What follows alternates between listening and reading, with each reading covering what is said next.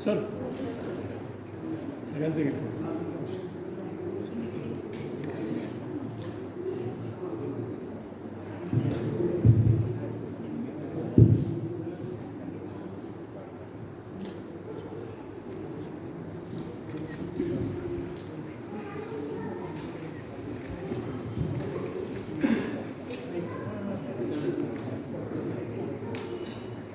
नमस्कार. सुवर्ण अशा कार्यक्रमामध्ये मी सर्वांचं स्वागत करतो. सर्वप्रथम मी आजच्या मान्यवर व्यासपीठावर स्थानापन्न होण्यासाठी विनंती करतो. आपले आजचे प्रमुख अतिथी postmaster general Shri Ramchandra Jadhav sir, त्यानंतर प्राध्यापक शाळेच्या अध्यक्षा डॉक्टर सरोजा भामटे मॅडम, प्राध्यापक शाळा मंडळाचे सचिव श्री अनिल जोशी सर, सहसचिव श्री भालचंद्र मोरे सर आणि आजचे आपले प्रमुख अतिथी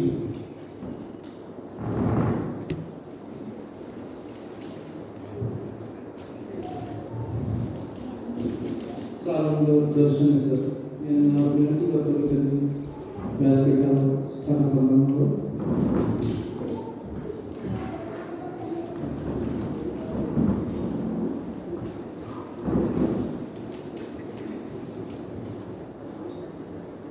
सर्व अतिथीजनांचं आणि मान्यवरांचं आपण टाळ्यांच्या गजरात स्वागत करूया. आजचा हा कार्यक्रम म्हणजे एकंदरीतच प्राध्यापक शाळा मंडळ किंवा सर्व वाईकर मंडळी, वाई हे असं इतिहास क्षेत्र याच्यासाठी सुवर्णाक्षरामध्ये लिहून ठेवावा असा आहे. तर्कतीर्थ लक्ष्मण शास्त्री जोशी यांची आज 125वी जयंती आणि तर्कतीर्थांचं स्थान महाराष्ट्रात नव्हे भारतात खूप तत्वज्ञान असेल, इतिहास असेल किंवा एकंदरीतच भारताची रचना असेल याच्या अभ्यासासाठी अतिशय मानाच्या स्थानावर मानलं जातं. आधुनिक भारतीय समाज प्रबोधनाचा वृक्षावर फुललेलं सुंदर फूल म्हणजे तर्कतीर्थ लक्ष्मण शास्त्री जोशी असा उल्लेख ज्येष्ठ तत्वज्ञ मानवेंद्रनाथ हवाले यांनी केलेला आहे. आणि ही अशी व्यक्ती आपल्याला वाईला लाभणं, प्राध्यापक शाळेला लाभणं ही खरोखर एक भाग्याची गोष्ट आहे. आणि याचाच एक आदर म्हणा किंवा याच्याविषयी कृतज्ञता म्हणून आज आपण इथे एका पोस्ट पाकिटाचं अनावरण करणार आहोत. आजच्या आपल्या सर्व मान्यवरांचं स्वागत करण्यासाठी मी सर्वप्रथम डॉक्टर सरोजा भामटे मॅडम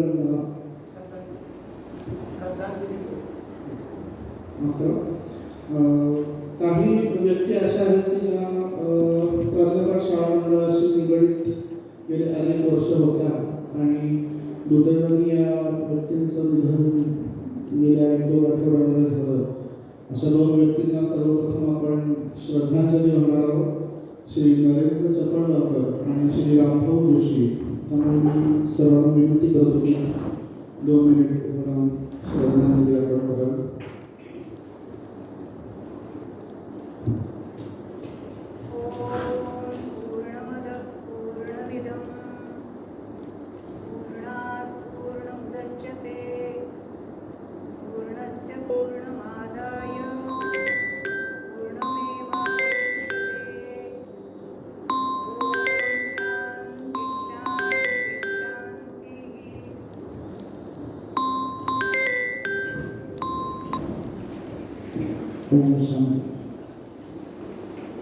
कार्यक्रमाला आपण सुरुवात करतो तत्पूर्वी एक छोटीशी सूचना आहे.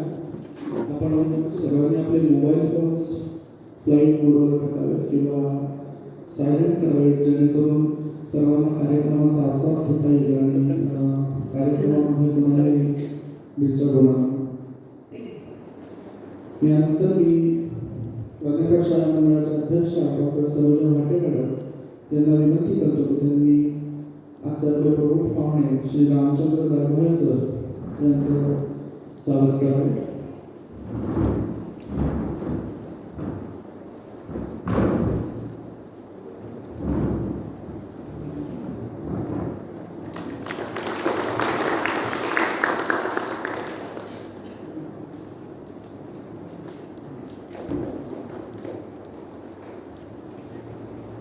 यानंतर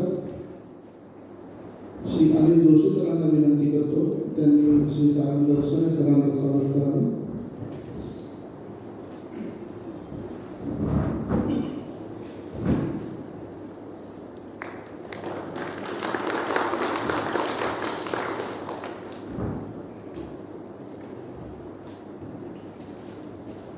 प्राध्यापक शाळा मंडळाचे सहसचिव श्री भालचंद्र मोरे सरांना विनंती करतो की त्यांनी डॉक्टर सरोजा भाटे मॅडमचं स्वागत करावे.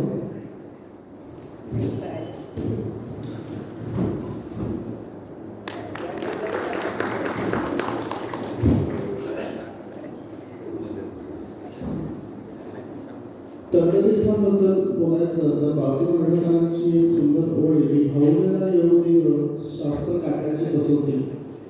म्हणजे कुठलीही भावना असेल तर ती केवळ भावना आहे म्हणून स्वीकार करण्यापेक्षा शास्त्राची त्याला एक कसोटी लावली जाते. तत्वज्ञानाची त्याच्यासाठी एक बैठक असावी लागते आणि या बैठकीमधूनच माणसाचं व्यक्तिमत्व त्याचे विचार प्रफुल्लित होत असतात, वाढत असतात, वृद्धिंगत होत असतात आणि हेच तत्वज्ञान शिरोधार्य करून तर्कतीर्थांनी त्यांचा जो सगळा प्रवास आहे हा प्रवास अतिशय पूर्णपणे पार पाडला असं म्हणता येईल.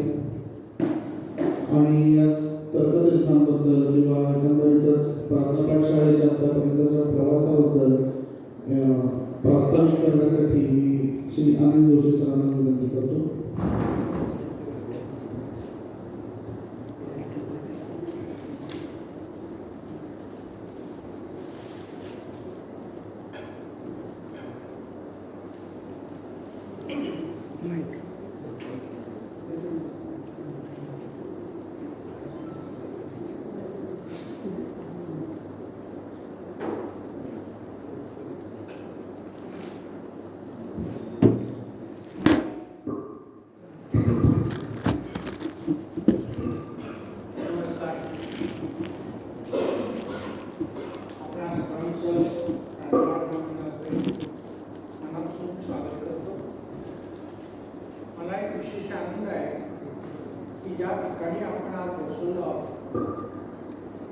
त्या ठिकाणी तर्कतीर्थांनी जवळजवळ 60 वर्ष कार्य केलेलं आहे आणि ते करत असताना स्वामींच्या साक्षीने केलेलं आहे. तो यांचा पुतळा आहे. या सभागृहाचं हे वेगळेपण आपल्याला जाणवत असेल. आजच्या कार्यक्रमाच्या अध्यक्षा डॉक्टर सरोजा भाटे, पोस्टमास्टर श्री सारंग दर्शने हे आपण सर्वजण. तर्कतीर्थांच्या संबंधात मी काही तुम्हाला सांगावं असं नाही, कारण जे वाईकर आहेत ना तर्कतीर्थ सर्वांना परिचित आहे. त्यांनी केलेलं काम, संस्कृत साहित्यामध्ये केलेलं काम, धर्मकोशामध्ये काम केलेलं किंवा विश्वकोशातलं काम किंवा आमच्या नुभावामध्ये लिहिलेले लेख, या सर्व गोष्टी हे त्यांच्या बुद्धीचं वैभव आहे आणि त्याचे आपण सगळे साक्षीदार आहोत. 1947 साली तर्कतीर्थांनी पहिला जो ज्योतिबा फुले हा निबंध लिहिला, त्यामुळे संबंध महाराष्ट्राला ज्योतिबा फुले माहिती झाले. हे तर्कतीर्थांचं वेगळेपण आहे. वयाच्या 27व्या वर्षी त्यांनी आनंद मीमांसा नावाचा जो ग्रंथ लिहिला, त्या ग्रंथावर सचिन केळकरांनी सिमल्याहून त्याची जी प्रशंसा केली ती सुद्धा उल्लेख केली आहे. ही सर्व गोष्टी ज्या तर्कतीर्थांनी केल्या त्यांच्या वास्तूमध्ये आपण आनंद आहोत.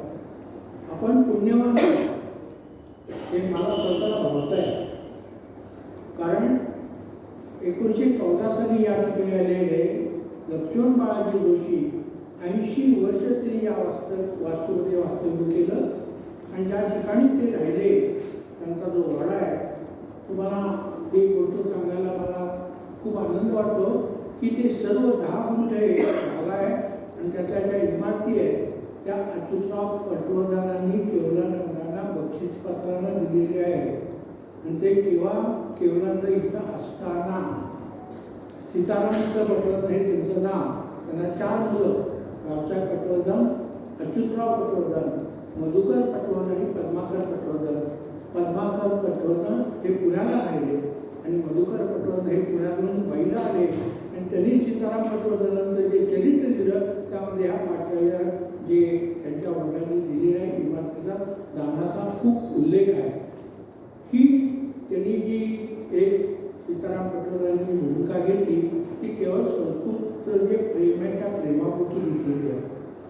मी तपशिलात जास्त बोलणार नाही. या वास्तूमध्ये आपण बसलेलो त्या वास्तूचं एक भूमिपूजन इंदिरा गांधींनी केलेलं आहे आणि तो उद्घाटन पहिले राष्ट्रपती राजेंद्र प्रसादांनी केलेलं आहे. हे केवढं मोठं काम या माणसाने करून ठेवलं. दुसरे राष्ट्रपती राधाकृष्णन येऊन गेले, 3 उपराष्ट्रपती आले, सगळे राज्यपाल आले आणि ते तंत्रज्ञानाच्या बुद्धिमत्तेमुळे झाले. स्वामींनी जे काम केलं आहे ते स्वामींचं काम तर इतके वैशिष्ट्यपूर्ण आहे. त्याला 3 शिष्य भेटले, एक विनोबा भावे, दुसरे पावा खाणे आणि दुसरे तंत्रज्ञ जोशी. भारतरत्न झाले विनोबा भावे, पावा खाणे हे सुद्धा भारतरत्न झाले आणि तंत्रज्ञ पद्मविभूषण झाले. या तिघांचं गुरुपण ज्या माणसाने स्वीकारलं त्या माणसाची बुद्धिमत्ता काय असेल ते समजून घेतलं पाहिजे. 1917 साली ज्यावेळी लोकमान्य आले त्याच काळी विनोबा भावे ते शिकायला आले. विनोबा भावे 22 वर्षाचे होते आणि स्वामी 40 वर्षाचे होते. विनोबांनी पहिला प्रश्न विचारला स्वामींना की स्वामी, तुम्ही अस्पृश्यांना वेळ शिकवणार का? तुम्ही जे हो म्हणणार असाल तर मी ते शिकतो, मग तुमच्याकडे मी उपनिषद शिकेन, चांगल्या भाषा शिकेन, नंतर मी इथे थांबणार नाही. विनोबांनी स्वामींनी मान्य केलं आणि विनोबा इथे शिकले. विनोबांनी शास्त्रीजींना इंग्रजी शिकवलं आणि ते इंग्रजी इतकं उत्तम शिकवलं की जे धर्मकोशाचे आपले जे खंड आहेत एका धर्मकोशाच्या खंडाला शास्त्रींनी 92 पानाची इंग्रजीमध्ये प्रस्तावना लिहिली आहे.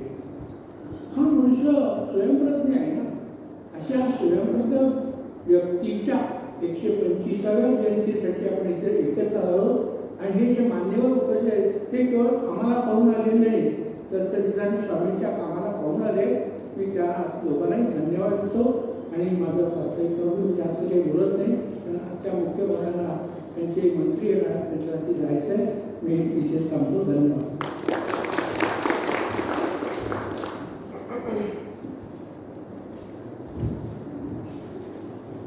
धन्यवाद जोशी सर. जे आपले प्रमुख पाहुणे आहेत रामचंद्र जाधव सर यांचा थोडक्यात परिचय करून देतो. आदरणीय श्री रामचंद्र जाधव पोस्टमास्टर जनरल पुणे विभाग हे भारतीय पोस्टल सर्व्हिस 1999 बॅचचे अधिकारी आहेत. सर आपण 1996 मध्ये बीटेक कृषी अभियांत्रिकीमध्ये सुवर्णपदक विजेते आहेत आणि 1998 मध्ये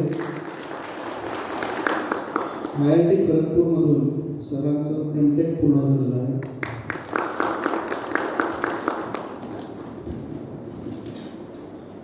पेक्षा जास्त वर्षापासून सर पोस्ट खात्यामध्ये कार्यरत आहे आणि 2001 ते 2007 पर्यंत मुंबई आणि गोवा येथे पोस्ट ऑफिसचे वरिष्ठ अधीक्षक म्हणून सरांनी काम पाहिलेलं आहे. 2007 ते 2018 या कालावधीमध्ये औरंगाबाद, नागपूर, पुणे, अहमदाबाद आणि भोपाळ येथे टपाल सेवा संचालक म्हणून सरांनी काम बघितलेलं आहे आणि लुक अँड फील आणि सेवेची गुणवत्ता सुधारण्यासाठी विभागातील पोस्ट ऑफिसमध्ये प्रोजेक्ट एरोच्या अंमलबजावणीमध्ये सरांनी खूप मोलाचं योगदान दिलेलं आहे. सरांची वरिष्ठ प्रशासकीय श्रेणीवर नियुक्ती करण्यात आली आणि 2018 मध्ये पोस्ट मास्टर जनरल म्हणून पदोन्नती देण्यात आली. 2018 ते 2022 पर्यंत पोस्ट मास्टर जनरल नागपूर आणि रायपूर म्हणून सरांनी खाल्यावर बघितलेला आहे.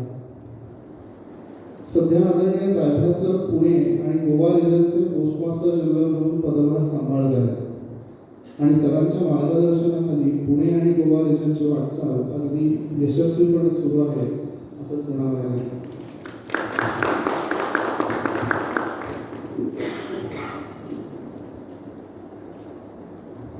यानंतर मी व्यासपीठावरील सर्व मान्यवरांना विनंती करतो की आजच्या आपल्या मुख्य कार्यक्रमाकडे आपण वळूया, जे टपाल तिकिटाचं लोकार्पण आहे. आणि मी आजच्या कार्यक्रमाचे प्रमुख पाहुणे Shri Ramchandra Jaybhay post master general Pune क्षेत्र यांना विनंती करतो की त्यांनी तर्कतीर्थ पद्मविभूषण लक्ष्मण शास्त्री जोशी यांच्या 125व्या जयंतीनिमित्त जारी करण्यात येणाऱ्या टपाल पाकिटाचं अनावरण करावं.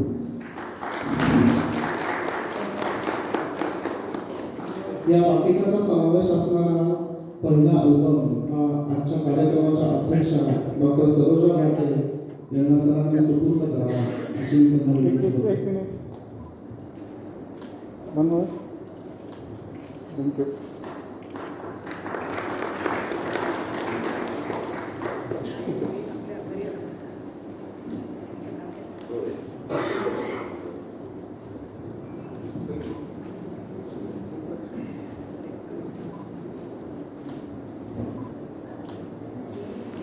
यानंतर आजच्या आपल्या कार्यक्रमाचे प्रमुख अतिथी श्री रामचंद्र जायभाय सर यांना मी विनंती करतो की त्यांनी आपलं मनोगत व्यक्त करावं.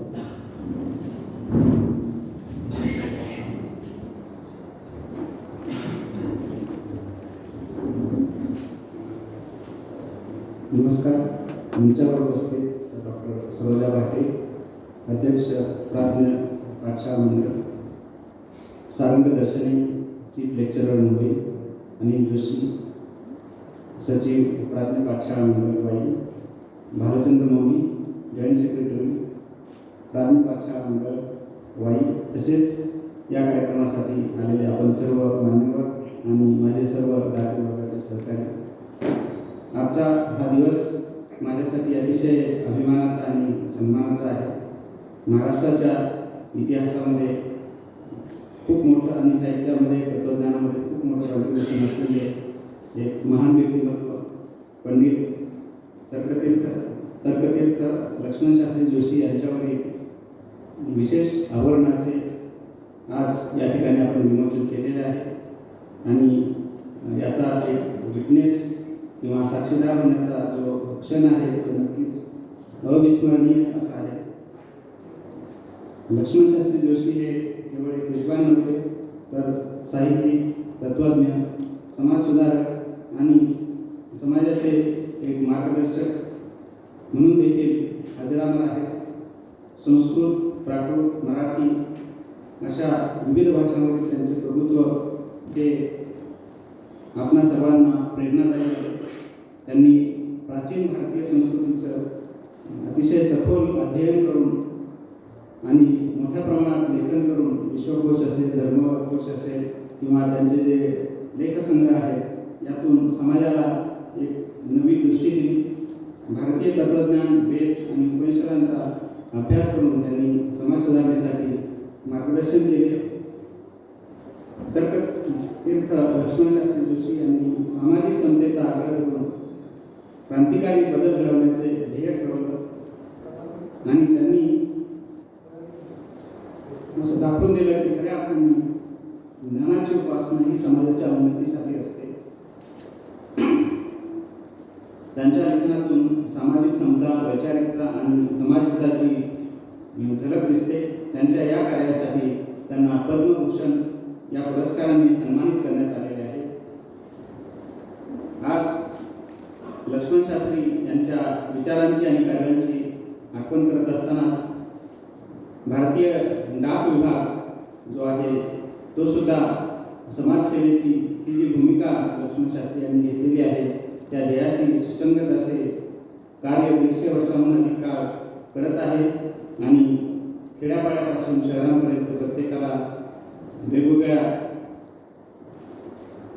प्रकारे जोडणारा हा विभाग केवळ पत्रव्यवहार नेत नाही तर पार्सल असेल, मनी ऑर्डर असेल, विमा, बँकिंग, फिलाटेली अशा विविध क्षेत्रामधून समाजासाठी काम करत आहे. आधार, पासपोर्ट आणि इतरही नवीन सेवा, डोरस्टेप बँकिंग सारख्या सेवा यातून समाजाची सेवा हा विभाग करत आहे. लक्ष्मण शास्त्री यांनी समाज प्रबोधनाच्या माध्यमातून ज्या प्रकारे ज्ञान आणि सेवा यांचा समन्वय साधला, त्याचप्रकारे डाक विभागाचेही जे ब्रीदवाक्य आहे, डाक सेवा जनसेवा, या ब्रीदवाक्याने प्रेरित होऊन खेड्यापाड्यातील आणि शहरातील सर्व डाक विभागाचे कर्मचारी कार्य करत आहेत. आणि आजच्या डिजिटल युगामध्ये सुद्धा अगदी मोबाईलचा वापर करून पोस्टमॅन डिलिव्हरी करत आहेत. लक्ष्मण शास्त्री यांच्या विचारांचे स्मरण करून आणि टपाल विभागाच्या सेवेचा गौरव करून आपण एक निश्चितपणे एक गोष्ट शिकू शकतो, ती म्हणजे कंटिन्युअस लर्निंग किंवा सतत ज्ञानार्जन आणि समाजाची सेवा, ही या दोन प्रेरणा आपल्या प्रत्येक कृतीमागे असाव्या. आणि हा वासा पुढे नेण्याचे आपण सर्वजण प्रयत्न करूया. आज या ठिकाणी येण्यापूर्वी पु ल देशपांडेंनी जी तर्कतीर्थांची मुलाखत घेतली ती पाहण्याचा योग आला. त्यामध्ये बऱ्याचशा गोष्टी समजल्या. 1914 ते 18 या काळामध्ये तर्कतीर्थ याच ठिकाणी 4 वर्ष त्यांनी खूप मोठ्या प्रमाणात अध्ययन केलं, हेही मला लक्षात आलं. तर अशी ही भूमी आहे आणि या ठिकाणी आपण मला बोलावलं आणि हा अतिशय सुंदर कार्यक्रम केला. आपणा सर्वांचे धन्यवाद. आणि केवलानंद सरस्वती यांचे आशीर्वाद आहेत. त्यांची संस्था टिकून आहे, वाढत आहे आणि हिची अशीच वाढ व्हावी अशी सदिच्छा. धन्यवाद.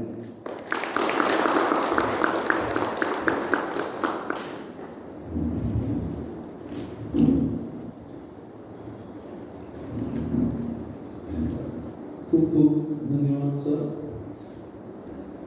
आता सरांनी पु ल देशपांडेंचा उल्लेख केला. पु ल देशपांडेंचं एक वाक्य आहे की तर्कतीर्थांच्या ज्ञानोपासनेनं त्यांना रूढ प्रवाहात वाहत जाण्याऐवजी शास्त्रशुद्ध आणि तर्कशुद्ध विचारांच्या प्रवाहात इष्ट दिशेनं पोहण्याचं शिक्षण दिलं. मला वाटतं या पुलंच्या वाक्यामध्ये तर्कतीर्थांचं समग्र चरित्र, तर्कतीर्थांचं विचार, त्यांचं लेखन या सगळ्याचाच समावेश झालेला आहे असं मला वाटतं. यानंतर आजच्या कार्यक्रमाचे आपले दुसरे प्रमुख अतिथी सारंग दर्शने सर यांचा मी थोडक्यात परिचय करून देतो. दर्शने सर हे BCom आणि संस्कृत याच्यामध्ये त्यांनी MA केलेलं आहे. संस्कृत साहित्य विशारद, पत्रकारिता पदविका आणि या विषयात सर पुणे विद्यापीठात सर्वप्रथम आलेले आहेत. दैनिक सकाळ, दैनिक तरुण भारत, दैनिक लोकसत्ता अशा वृत्तपत्रांमधून सरांनी पत्रकारितेचं काम बघितलेलं आहे आणि सध्या सर महाराष्ट्र टाइम्स या वृत्तपत्रासाठी काम बघतात. 1987 सालापासून पत्रकारितेमध्ये सारंग दर्शने सर कार्यरत आहेत. त्याचबरोबर मुंबई विद्यापीठ आणि इतरत्र सुद्धा त्यांनी पत्रकारितेचं अध्यापन केलेलं आहे. भारताच्या निरनिराळ्या राज्यांमधून त्यांनी विशेष वार्तांकन देखील केलेलं आहे. प्रेस क्लबच्या वतीने त्यांनी पाकिस्तानचा अभ्यास दौरा देखील सारंग दर्शने सर यांनी केलेला आहे. शेतकरी चळवळी असतील, स्वयंसेवी समाजकार्य, आर्थिक उदारीकरण, भारतीय राष्ट्रवाद, गांधी विचार आणि आधुनिकोत्तर जगाची रचना यांच्या अभ्यासात सरांची रुची आहे. दुसरा गांधी अर्थात राळेगणचे अण्णा यांचे चरित्र, शोध राजीव हत्येचा हे अनुवादात्मक पुस्तक, कुमार सखा माझा हे शब्दांकन, स्थलकाल याचे संपादन, तसेच ग्रंथाच्या सहवासात या पुस्तकाचं संपादन, अटलजी कवी हृदयाच्या राष्ट्रनेत्याची चरित्र कहाणी या अटलजींच्या चरित्रावरील पुस्तक, ज्यावरचा हिंदी चित्रपट नुकताच प्रदर्शित झाला. अशी सर्व पुस्तके ही दर्शन सरांनीच्या लेखणीतून प्राप्त झालेली आहेत.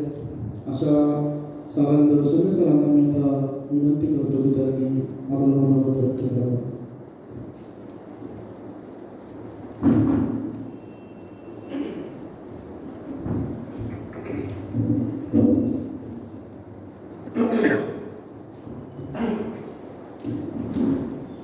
सर्वप्रथम मी इथे माझ्या गुरु डॉक्टर सरोजा वाटे उपस्थित आहेत, त्यांना मनपूर्वक वंदन करतो आणि त्यांच्याकडून शुभेच्छा आणि आशीर्वाद अपेक्षित करतो.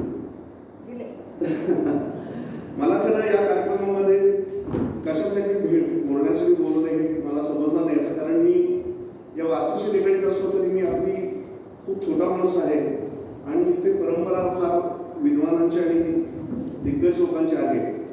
तरी सुद्धा मी लिहून आणले आणि ते मी थोड्या वेळाने वाचणार आहे. याचं कारण मी जे लिहिलं ते नेमका ते चालेल.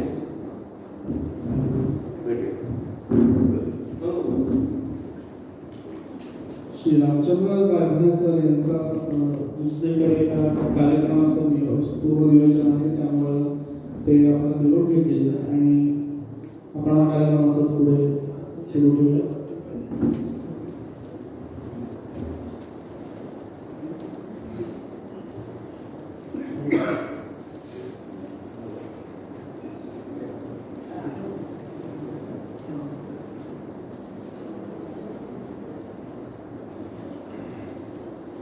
आपण एक मिनिटवर थांबूया.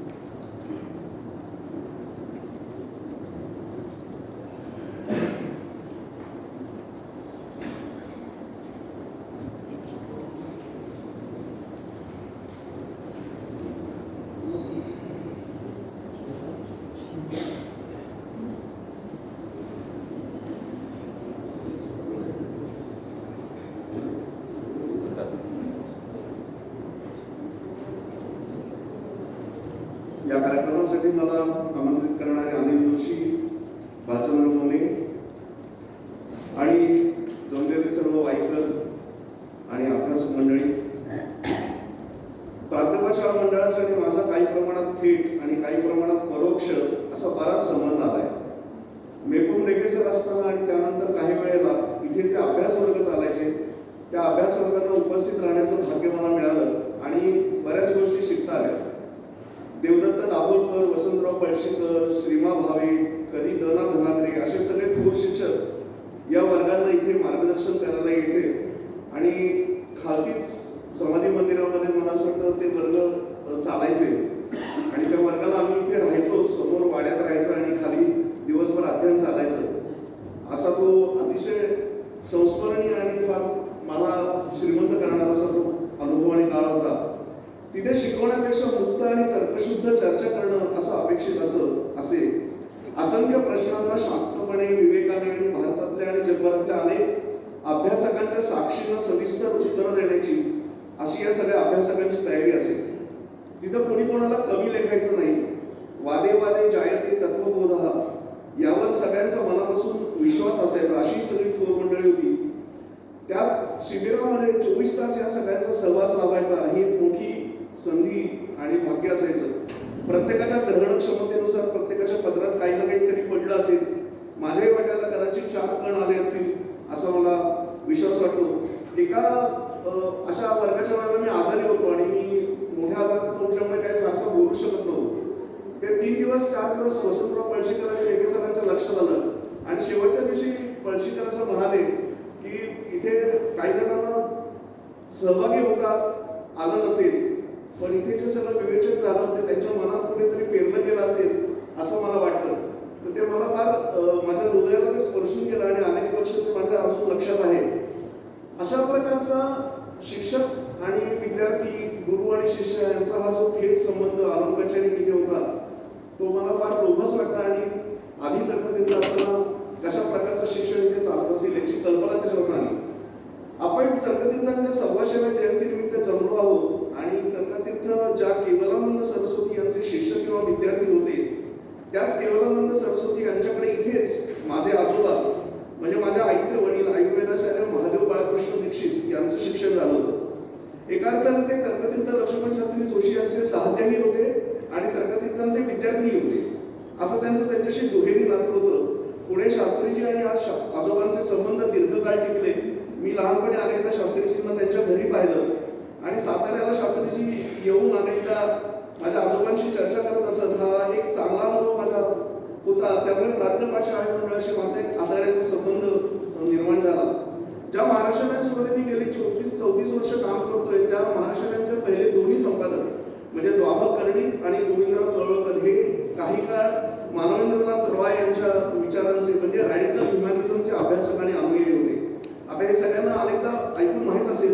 त्यामुळे शास्त्रीजी आणि तळवळकरांचा पण चांगला स्नेह होता आणि मला आठवते की शास्त्रीजी गेल्यानंतर जो पहिला स्मृती दिन 27 मे 1995 पुण्यामध्ये झाला होता टिळक स्मारक मंदिरात, त्यावेळेला तळवळकरांनी ते स्मृती व्याख्यान दिलं होतं आणि ते व्याख्यान मी ऐकलं होतं.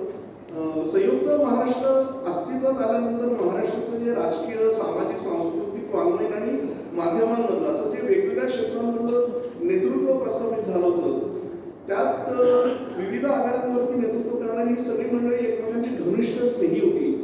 आणि मला नेहमी असं वाटतं की त्या मंडळींकडे बराच काळ महाराष्ट्राचं विविध स्वरूपाचं नेतृत्व राहिलं. त्याच्यातला एक महत्त्वाचा मुद्दा मला असं वाटतं की महात्मा गांधी यांच्या असतानंतर महाराष्ट्रामध्ये जे सामाजिक सौहार्द, वैचारिक संवाद, नवी सांस्कृतिक मांडणी आणि सकल समाजाचा विचार असा प्रवास फार महत्त्वाचा होता. तसा तो होण्यामध्ये सलग निदान 2 ते 3 दशक या सगळ्या मंडळींनी फार मोठं योगदान दिलं. आणि या सगळ्या वर्तुळाचे जे मुकुटमणी होते ते अर्थातच तर्कतीर्थ होते असं मला नेहमीच वाटत आलंय. आणि तर्कतीर्थांचं हे श्रेय मला असं वाटतं महाराष्ट्राने देण्यामध्ये थोडी कुचवण्यात केली किंवा थोडंसं औदार्य कमी दाखवलं असं मला अनेकदा वाटतं. आज आपल्याला जो महाराष्ट्र दिसतो त्याच्यामध्ये या सगळ्या मंडळींचा मोठा वाटा आहे. तर्कतीर्थ, यशवंतराव चव्हाण, तळवळकर, रेगे सर, काही प्रमाणात खटकणले सर, अभि शहा असा हा जो सगळा मोठा परिवार आहे, असं अनेकांची नावं घेता येतील. या पार्श्वभूमीवरती आज शास्त्रीजींच्या या टपाल तिकिटाचं विमोचन झालं याचा मला फार विशेष वाटतं. आणि तर्कतीर्थ असते तर त्यांनी त्या विमोचन या शब्दाचा आग्रह धरला असता, कारण ते ग्रंथाचं किंवा कोणत्याही प्रकारचं जेव्हा रिलीज व्हायचं तेव्हा त्यांनी विमोचन असा शब्द तर्कतीर्थांनी सांगितला होता आणि तोच आपण सगळे आम्ही वापरायचो. तसंच मंत्रालय या शब्दाचे आपल्याला माहिती की तो तर्कतीर्थांनी सिद्ध करून दिला होता. तर्कतीर्थांनी इतर बऱ्याच विद्वानांनी आणि कलावंतांनी महाराष्ट्राच्या वाटचालीवर जो प्रभाव टाकला त्याच्यामध्ये मी पु ल देशपांडेंचं सुद्धा नाव घेईन आणि इतरही अनेकांची नावं घेता येतील. आज मात्र अत्यंत विचित्र परिस्थिती निर्माण झाली आहे. सध्याच्या अत्यंत आणि अभूतपूर्व कोलाहलाच्या वातावरणामध्ये साधे छोटे ऐहिक सत्य सुद्धा तोंड लपवून बसतं. शाश्वत सत्याची तर गोष्ट फार दूरची झाली. पाश्चात्य विचारवंतांनी एक पोस्ट ट्रूथचा कालखंड कल्पिला आहे. तो आपल्या सगळ्यांना कदाचित माहीत असेल, जो जागोजागी सध्या सुरू आहे असं म्हणावं असं वाटतं. त्याला काही जण सत्योत्तर असं म्हणतात. मी त्याला सत्य पश्चात असं म्हणतो. त्याच्यातून सत्याचा मृत्यू नीटपणे ध्वनित होतो असं मला वाटतं. To abandon truth is to abandon freedom असं टिमोथी डेव्हिड स्नीडर या अमेरिकन इतिहास तज्ञांना एकदा म्हटलं होतं. हे तसं काही फारसं अनाकलनीय नसणारं तत्व आहे. सत्य आणि स्वातंत्र्य यांचा किती जवळचा संबंध आहे हे सांगणारा सत्याग्रह हा शब्द आपल्याला स्वातंत्र्य चळवळीमध्ये मिळाला आणि तो आपल्या सगळ्यांना माहिती आहे. तर्कतीर्थ हे अशा स्वातंत्र्याचे सत्याग्रही होते आणि त्यांनी तेव्हा कारावासही भोगला. समज आली तेव्हापासून तर्कतीर्थांनी विविध पातळीवर सत्याचा, उच्चतर सत्याचा शोध घेत राहिले. त्या अर्थाने ते आयुष्यभर सत्याग्रही राहिले. सध्या ज्या प्रमाणामध्ये सत्याचा परिवेश धारण करून सर्व प्रकारचं असत्य साऱ्या विश्वात थैमान घालतंय ते पाहिल्यानंतर कोणत्याही सत्याचा शोध घेण्याची प्रेरणा आणि आकांक्षा समग्र मनुष्यजात एक दिवस हरवून बसेल असा धोका मला वाटतो. अशी काळजी वाटायला लागते. याच्यामधला दुसरा एक धोका असा आहे की असत्याची सत्याच्या जागी सन्मानानं आणि ऐटीनं प्राणप्रतिष्ठा होण्याचा एकदा अशी प्राणप्रतिष्ठा केली की खऱ्या सत्याचा शोध घेण्याची साधारणपणे गरज राहत नाही. याचं कारण असत्यालाच पुरेशी प्रतिष्ठा आणि स्पेस मिळते, त्याला ती लोकमान्यताही मिळते. मग खऱ्या सत्याची काय गरज? या असत्याच्या प्रतिष्ठापनेला सध्याच्या तंत्रज्ञानाच्या कल्पनेच्या पलीकडचा विस्तार मदत करतोय, इतका की असत्य प्राशन करणाऱ्या कोणत्याही सुबुद्ध माणसालाही ते असत्य असण्याची शंका येणार नाही. जगाच्या इतिहासामध्ये मानवी जीवनावरती सार्वत्रिक आणि सर्व पातळ्यांवरील असत्याने इतक्या मोठ्या प्रमाणावरती आजपर्यंत कधीही आक्रमण केलं नव्हतं. आणि तंत्रवैज्ञानिक प्रगती ही आक्रमणाच्या रोजच्या वाढीचा वेग हा भूमिती श्रेणीने वाढतोय. भूमिती श्रेणीने आपल्या सगळ्यांच्या आयुष्यावरती वेगवेगळ्या प्रकारे असत्य हे आक्रमण करतंय. असं असत्याचं आक्रमण निरपराध व्यक्तींना डिजिटल अरेस्टची भीती घालण्यापासून ते संपूर्ण देशाची, संस्कृतीची आणि इतिहासाची पूर्णपणे विल्हेवाट लावण्यापर्यंत सर्व प्रकारची शस्त्र आणि अस्त्र वापरण्याची ताकद आज असत्याकडे आली आहे. या सगळ्या मी आरंभी म्हटल्याप्रमाणे कोलाहलाच्या युगामध्ये आपण जगतो आहोत. हा कोलाहल आणखीन पुढे वाढत जाणार आहे आणि तो वाईटल्या या छोट्या गल्लीपासून न्यूयॉर्कच्या शेअर बाजारापर्यंत आणि वॉशिंग्टनच्या व्हाईट हाऊसपर्यंत सर्वत्र काही दिशा व्यापून राहणार आहे. हे आणखीन खूप विस्ताराने मला बोलता येईल. मात्र प्रतिकूल परिस्थितीमध्ये जन्मवत ज्ञानाचा शोध घेणाऱ्या आणि आपल्या बुद्धीला, विवेकाला जे पटेल त्यानुसार वागणाऱ्या तर्कनिष्ठांचं स्मरण हे म्हणून मला आज अतिशय महत्वाचं वाटतं. आपल्या बुद्धीला आणि विवेकाला जे पटेल त्यानुसार शास्त्रीजी जन्मावर वागत गेले. शास्त्रीजींच्या आयुष्यावर जर आपण एक धावती नजर टाकली तर त्यांच्या जीवनातले अनेक वैचारिक बदल आपल्याला सहज दिसतात. आता त्याचा काही उल्लेखही झाला.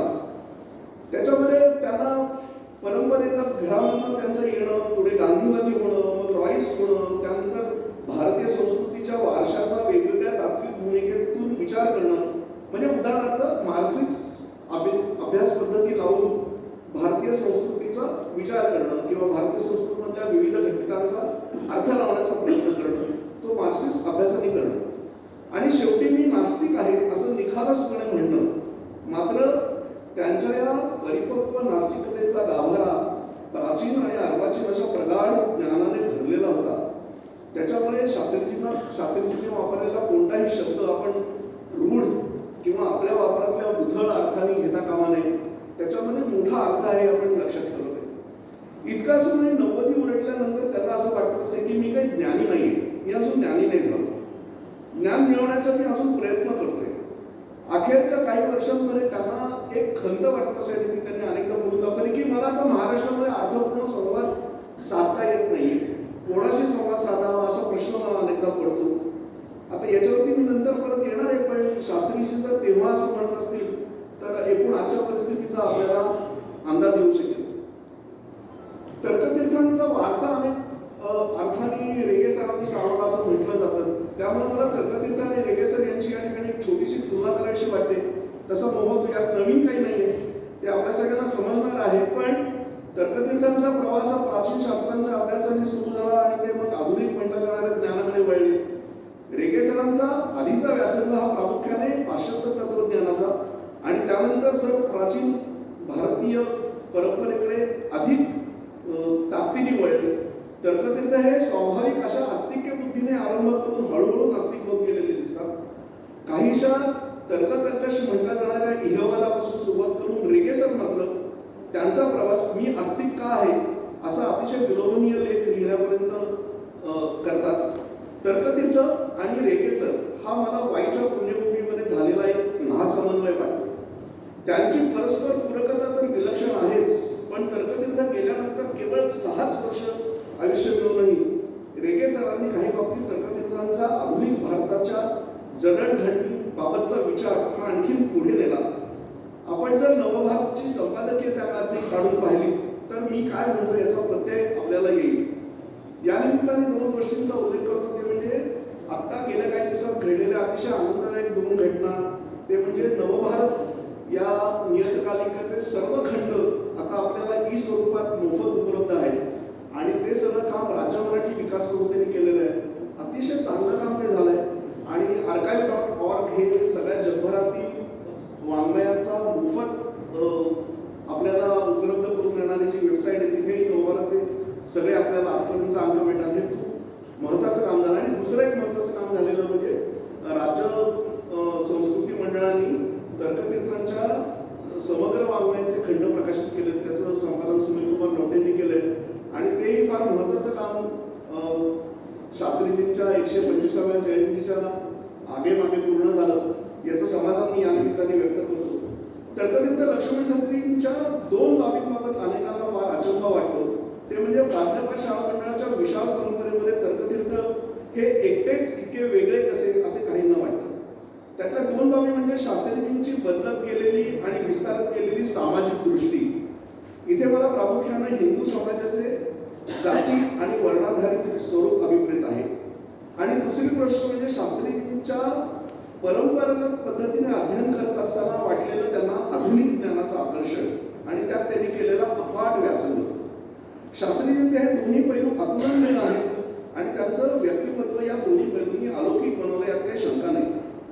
या 2 गोष्टींच्या सोबत येणारा तिसरा एक महत्त्वाचा मुद्दा म्हणजे शास्त्रीजींचा राष्ट्रीय बाणा. या तिन्ही गोष्टी शास्त्रीजींकडे आपोआप आलेल्या नाहीत, हे मला इथं आवर्जून सांगायचे. आणि त्यांना त्यांचे गुरु नारायण शास्त्री मराठेमध्ये केवलानंद सरस्वती यांच्याकडून या तिन्ही गोष्टींचा वारसा मिळाला होता, हे आपण कधीही विसरता कामा नये. या वारशावरच प्राज्ञपाठ शाळा मंडळाचं सगळं पुण्याई आणि स्वरूप आज उभं आहे. त्यामुळे तर्कतीर्थांच्या गुरुजींपासून ही परंपरा सुरू झाली आहे. तर्कतीर्थांनी प्राज्ञपाठ शाळेमध्ये प्रवेश केला तेव्हा केवलानंद सरस्वती रोज नेमानं इंग्रजीचं शिक्षण घेत असल्याचं शास्त्रीजींनी पाहिलं. तेव्हा अर्थातच शास्त्रीजी स्वतः हे लहान होते. पुढे अनेक वेळा वाढल्यानं केवलानंदांचं इंग्रजीचं अध्ययन काहीसं मागे पडलं. मात्र इंग्रजीतून मराठीत अनुवाद होणारे बहुतेक सगळे तत्वज्ञानाचे किंवा इतर ज्ञानशाखांचे ग्रंथ हे केवलानंद सरस्वतींनी अतिशय बारकाईने अभ्यासले होते. हा जर का आपण बघितला तर साऱ्या जगातल्या बुद्धिमत्तांना मार्क्सवादानं कशी भुरळ घातली होती हे आपल्याला लक्षात येईल.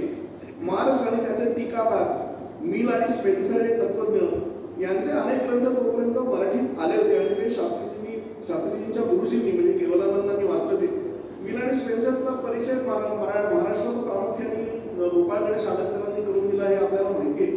आणि त्या काळामध्ये एक प्रकारच्या पाश्चात्य ज्ञानाचं मराठीमध्ये अनुवाद करण्याची एक स्वयंभू चळवळच महाराष्ट्रामध्ये निर्माण झाली होती. आणि त्यामुळे अनेक विद्वानांनी थेट इंग्रजीमध्ये न जाता मराठीतून या सगळ्या ज्ञान परंपरेचा परिचय करून घेतला होता. केवलानंदांनी तसंच केलं होतं.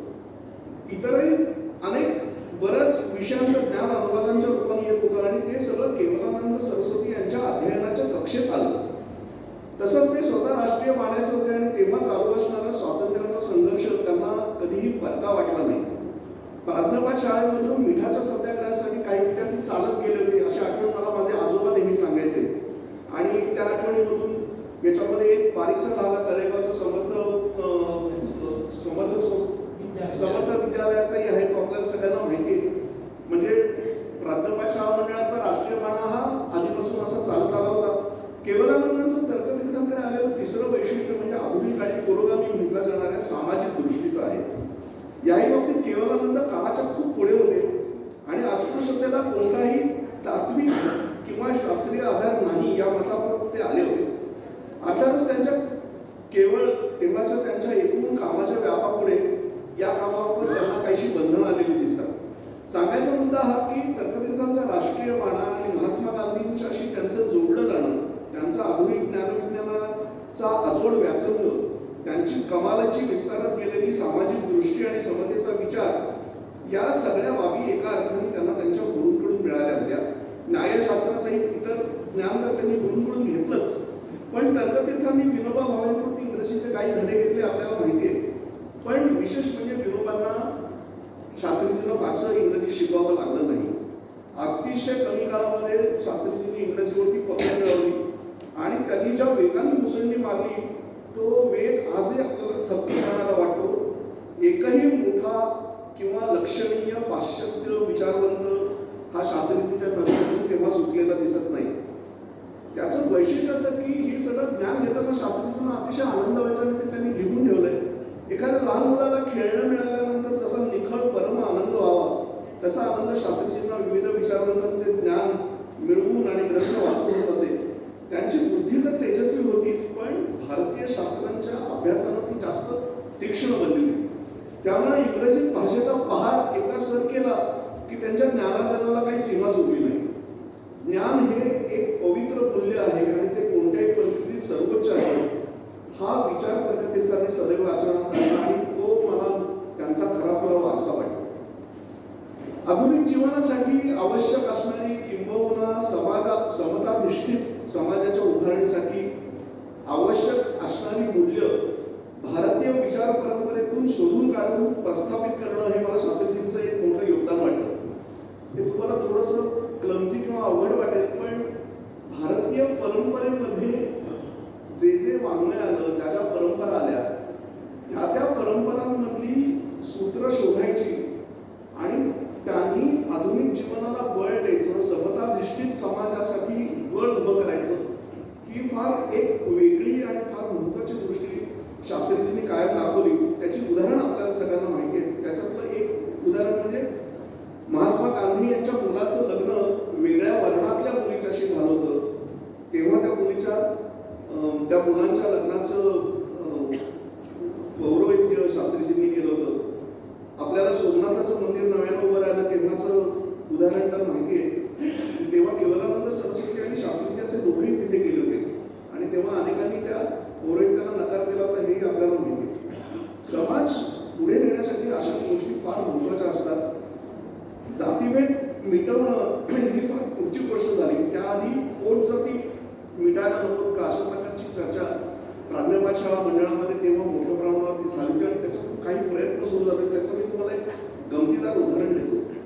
त्यावेळेला या सगळ्या मंडळींनी शोधून काढलं आणि त्यावेळेला लक्षात आलं की ब्राह्मणांच्या महाराष्ट्रामध्ये आणि आसपास किमान 27 पोट जाती आहेत. आता हे आपल्याला कदाचित आश्चर्यकारक वाटेल आणि जातीभेदाचा मुद्दा हा पोटजाती मिटवून पुढे न्यायला पाहिजे. यासाठी जे प्रयत्न प्राज्ञपाठ शाळा मंडळामध्ये झाले त्याच्यातलं एक माझं व्यक्तिगत उदाहरण म्हणजे खुद्द माझ्या नात्यामध्ये अशा प्रकारचे पोटजातीचं लग्न होणार होतं आणि त्यावेळेला ही सगळी मंडळी शास्त्रीजींकडे आणि केवलानंद सरस्वतींकडे गेली आणि त्यांनी त्याला शास्त्राधार दिला आणि हे लग्न व्हायला पाहिजे अशी भूमिका घेतली. फार कदाचित आपल्याला आज ती फार मोठी आणि महत्त्वाची बाब वाटणार नाही. कदाचित 60-70 वर्षांपूर्वीची गोष्ट आहे. त्यामुळे तिचं महत्त्व मला महत्त्वाचं वाटतं. आजही आपण जर बघितलं तर अनेक मोठ्या जातींमध्ये ठरवून होणारे जे विवाह आहेत ते आंतरजातीय होत आहेत. आणि मला आठवतं की रिपब्लिकन विचारवंत आणि नेते रासू गवई हे नेहमी हा मुद्दा असा मांडायचे. त्यांचं असं म्हणणं असायचं की ज्या वेळेला प्रेमविवाह होतात त्यावेळेला आईवडिलांचा किंवा इतरांचा काही इलाज नसतो, ते होत जातात. पण ज्या वेळेला दोन वेगळ्या जातीतली पालक मंडळी एकत्र येतील आणि आपल्या अनुकूल मुलामुलींची लग्न लावतील त्यावेळेला हा जातीयता मोडण्याचा भाग जो आहे, प्रवाह जो आहे तो पुढे जाईल. आणि मला असं वाटतं की ही जी बाब आहे याच्यावरती सगळ्यांचं एकमत होण्यासारखी गोष्ट आहे. आणि ही जी सुरुवात झाली ब्राह्मणांच्या पोटातील मोडण्यातून ते सगळं पुढे गेलेलं आपल्याला दिसेल. आज जर आपण बघितलं तर ब्राह्मण समाजामध्ये कदाचित माझं आकलन चुकतही असेल पण कदाचित पोटजाती फारशा पाहिल्या जात नाही असा माझा समज आहे.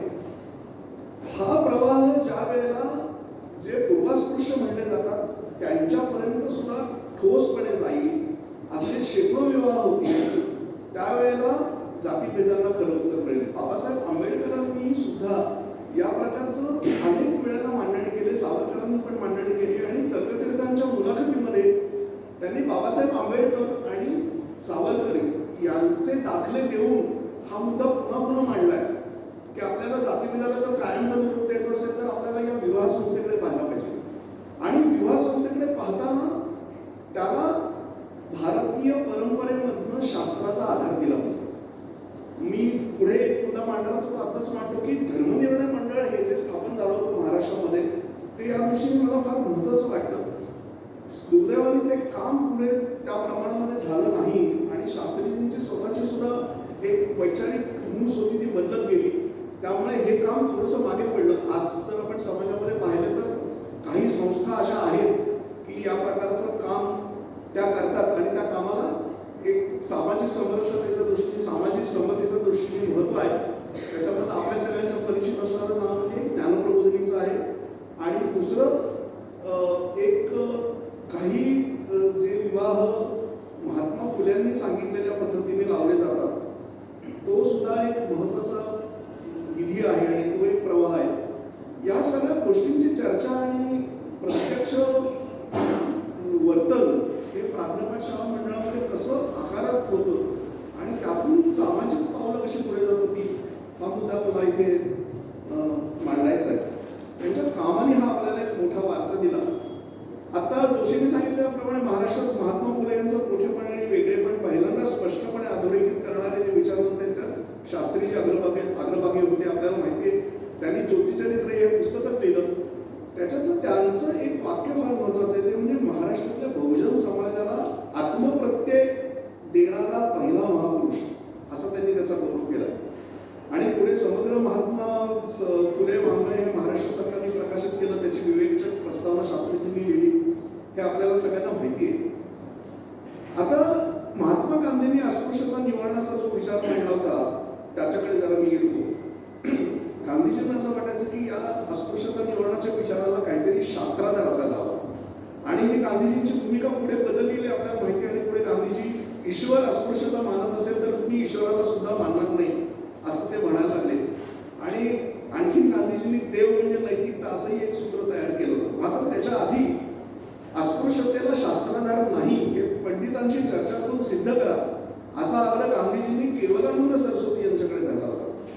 त्यावेळेला लक्ष्मण शास्त्री गांधीजींना असं म्हणाले की आमच्या गुरुजींचा असा वादविवाद करण्याचा स्वभाव नाहीये आणि ते अशी चर्चा करायला तयार होणार नाही, ते काम मी करेन असं ते म्हणाले. आणि अशा प्रकारे चर्चा करण्यासाठी अनेक पंडितांचं मंडळ हे आलं आणि त्यांच्याशी गांधीजींची चर्चा होणार होती. अनेक देवदेव झाले, पत्रव्यवहार झाला वगैरे वगैरे. आता त्याच्यामध्ये गंमत अशी झाली की शास्त्रीजींनी खोडा असा टाकला की ही जी मंडळी होती त्याच्यात त्यांनी चांडाल असं वर्णन केलं होतं या सगळ्या मंडळींचं. शास्त्रीजींनी त्यांना असं म्हटलं की चांडाळ या शब्दाचा अर्थ असा होतो की स्वैराचारातून जन्माला आलेली संतती म्हणजे चांडाळ असं म्हटलं. त्यांनी शास्त्रीजींनी युक्तिवाद पुढे नेणारे असं म्हटलं की जर तुम्ही असा युक्तिवाद मान्य करत असाल तर आजचे जे सगळे अस्पृश्य म्हणजे आजचे पूर्ण अस्पृश्य ही सगळी मंडळी चांडाळ म्हणजे अनैतिक संतती होईल, अनैतिक संबंधांमधून जन्माला आलेली मुलं होतील असा त्याचा अर्थ होईल. हा घाव त्या पंडितांना इतका जबरदस्त लागला की ती चर्चा तिथे थांबली. याचं कारण समाजातल्या एका प्रचंड मोठ्या वर्गाला तुम्ही अनैतिक संबंधांमधून जन्माला आलेली संतती आहात असा ठपका मारणं हा हिंदू धर्माच्या दृष्टीने किती मोठी हानी करणारा किंवा त्या सगळ्या मंडळींच्या आयुष्याचा नैतिक आधार काढून घेणारी गोष्ट झाली असल्याची आपण कल्पना करू शकतो. त्यामुळे ती चर्चा तिथे थांबली आणि पुढे काम मात्र सुरू राहिलं. आजचे सगळे शूद्र संकरजन्य आहेत असं म्हटलं असतं तर तेव्हा फार मोठा ध्वजम आणि सामाजिक असंतोष निर्माण झाला असता. त्यामुळे तो वाद तिथे थांबला. अस्पृश्यता किंवा वर्णभेदाला असणारा तथाकथित शास्त्राधार खोडून काढायचा, त्याला जागोजागी पुन्हा पुन्हा युक्तिवादाने विविध संदर्भांनी उत्तर द्यायचं, हे काम शास्त्रीजींनी वारंवार केलं. ही मला फार मोठी धर्मसुधारणा वाटते. सामाजिक सुधारणा किंवा समतेवर आधारित समाजाची निर्मिती ही जशी आधुनिक मूल्यांच्या आधारे होऊ शकते तशीच ती आपल्या प्राचीन वारशाची नव्याने मांडणी करून होऊ शकते. हा विचार यातला महत्वाचा आहे. पुढे अर्थात शास्त्रीजींची सारी भूमिका बदलली. ते काही काळ मार्क्सवादाकडे गेले, नंतर एम एन रॉयकडे गेले. मात्र त्याच्यापूर्वी सामाजिक काम करण्याची ही जी एक वेगळी दृष्टी होती तिचा फारसा विस्तार महाराष्ट्रामध्ये झाला नाही हे मला इथे नोंदून ठेवावं असं वाटतं. शास्त्रीजी मार्क्सवादाकडे किंवा रॅडिकल ह्युमॅनिझम म्हणजे नवमानवतावादाकडे वळले तरी त्यांची पोथीनिष्ठा ही मात्र कायमची निघून गेली होती. त्याच्यामुळे त्यांनी मानवेंद्रनाथ राय यांनाही अनेकदा प्रश्न विचारले. गांधीजींवरती अपार प्रेम आणि जिव्हाळा असूनही त्यांच्याशी झालेली वैचारिक फारकत ही शास्त्रीजींनी स्वीकारली आणि मार्क्स तिकडे जे काही सांगतो ते जसे तसं भारतात कसं स्वीकारणार असा सवाल शास्त्रीजींनी अनेकांना केला. त्याच्यात मानवेंद्रनाथ रॉय सुद्धा होते. याचं कारण असं होतं की शास्त्रीजींनी एकदा सिद्धांत दिला होता की मार्क्सनं भारताच्या सहित सगळ्या आशियाई देशांची गणना एकदा जगाचा तो कृषीप्रधान भाग अशा एका वाक्यात केली होती आणि आपली संपूर्ण आशियाची आणि भारताची संभावना त्यांनी अशा मोजक्या शब्दांमध्ये केली होती. मार्क्स स्वीकारताना त्याची ज्ञानशास्त्रीय मीमांसा करण्याची दृष्टी स्वीकारायची, पण मार्क्स जे जे काही म्हणतो ते मात्र डोळे मिटून स्वीकारायचं नाही. या दोन गोष्टींमधला जो फरक आहे तो शास्त्रीजींना फार पटकन समजला आणि शास्त्रीजींचा प्रवास त्यामुळे टिकाऊ झाला. भारतातल्या मार्क्सवाद्यांना किंवा डाव्या विचारांच्या मंडळींना ही गोष्ट समजलीच नाही कधी आणि ती समजली नाही त्याच्यामुळे त्यांचं पण नुकसान झालं आणि भारताचं पण नुकसान झालं. ते जर हे शास्त्रीजींना जे कळलं की मार्क्स एक विचार करून घेणं आणि मार्क्सचा प्रत्येक शब्द हा गॉस्पेल म्हणून स्वीकारणं ही एक वेगळ्या प्रकारची पोथीनिष्ठा होती. ज्या पोथीनिष्ठेला भारतामध्ये पूर्वमी मंडळींनी विरोध केला तीच पोथीनिष्ठा परत या मंडळींनी स्वीकारली.